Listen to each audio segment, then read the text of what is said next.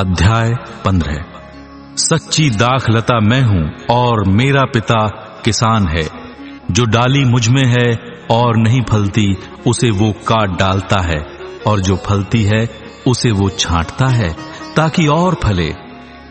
तुम तो उस वचन के कारण जो मैंने तुमसे कहा है शुद्ध हो। तुम मुझ में बने रहो और मैं तुम में।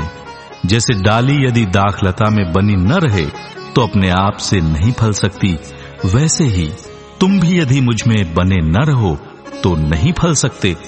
मैं दाखलता हूं, तुम डालियां हो। जो मुझ में बना रहता है और मैं उसमें, वो बहुत फल फलता है, क्योंकि मुझसे अलग होकर तुम कुछ भी नहीं कर सकते। यदि कोई मुझ में बना ना रहे तो वो डाली के समान फेंक दिया जाता और सूख जाता है, और लोग उन्हें बटोर कर आग में झोंक देते हैं और वे जल जाती हैं।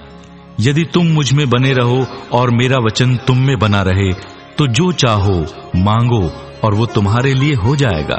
मेरे पिता की महिमा इसी से होती है कि तुम बहुत सा फल लाओ, तभी तुम मेरे चेले ठहरोगे। जैसा पिता ने मुझसे प्रेम रखा वैसा ही मैंने तुमसे प्रेम रखा।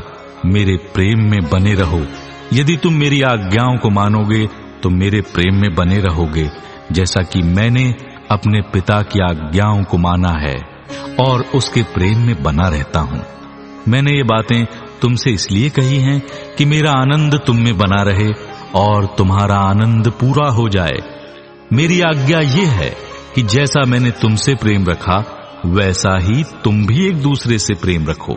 इससे बड़ा प्रेम किसी का नहीं कि कोई अपने मित्रों के लिए प्राण दे। जो आज्ञा मैं तुम्हें देता हूं, यदि उसे मानो तो तुम मेरे मित्र हो।